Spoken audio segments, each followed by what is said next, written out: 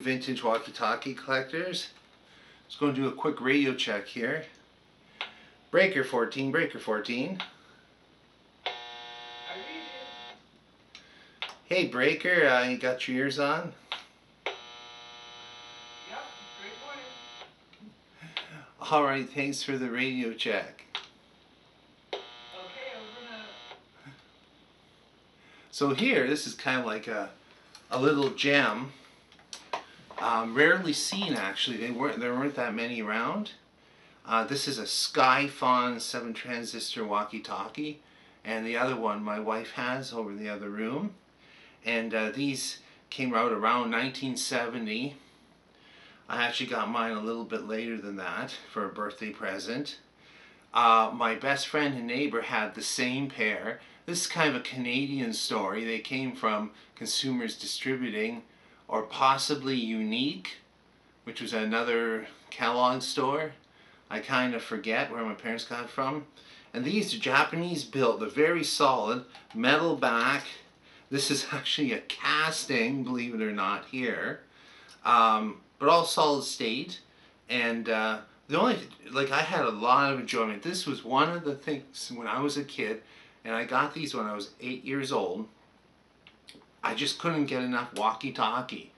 And like we were doing everything. It's like today it's Star Trek, you know, tomorrow Planet of the Apes, the next day Mission Impossible. We'd play out all these things anywhere they use walkie-talkies or radios, you know, Hogan's Heroes, and you know, it'd be like, all right, the enemy's coming over the hill, that kind of thing. And we ran around with these, and they repeatedly got broken.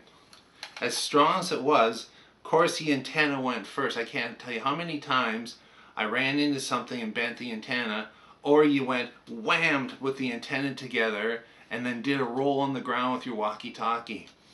The first one actually went kind of in an interesting way. I was in the driveway, I was saying, one of my friends was like at his house in the next yard, and I said, hey, I gotta go, we're going out for dinner now. Over and out. My dad comes out of the house, he goes, could you tie your shoes, please? So I set it down on the trunk of the 72 Mercury and bent over and I tied my shoes, and then we got in the car and we're driving along, and my brother's looking out the back window and he goes, isn't that a walkie-talkie in the back of the car? And I look out, hey, it's my walkie-talkie. It's right along the back of the car. I said, Dad, my walkie-talkie's on the car. You gotta stop. Of course, he hit the brakes, turned into a driveway, went flying off the car out onto the road. And it hit at one end and the antenna broke off the circuit board. It was destroyed inside. I actually fixed it. I actually went to a Radio Shack store, got a new antenna and a soldering iron. I said, Dad, can you buy me a soldering iron? Now think about that now. I'm 8 years old, right? And I pieced together the board with crazy glue and resoldered the little lands. The guy at Radio Shack told me what to do. No concern that I was just a young guy, you know, with a hot soldering iron. It's one of the things that started me off in electronics. I've been looking for years, kind of had my eye out for a pair of these for years. They just didn't come up. I guess so many of them got broken. Then I saw this set, dirt cheap on eBay. Came in the original box with the little leather case that goes around it, which is kind of cool looking. Slides in there. These cases, it was very thin. It easily ripped. So, you know, after a few days playing outside, you threw it out or it fell off. Then you had the walkie-talkie.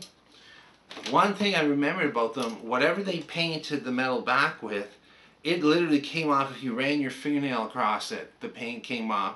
If you took opened the battery compartment, the paint came off.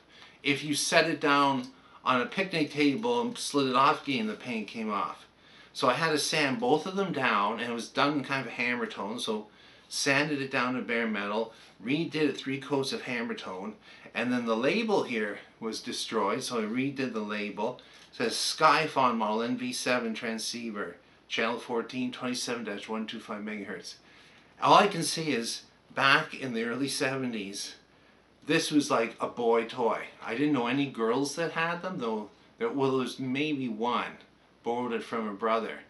But it was kind of like this insanely popular. I guess this was our iPhone or something.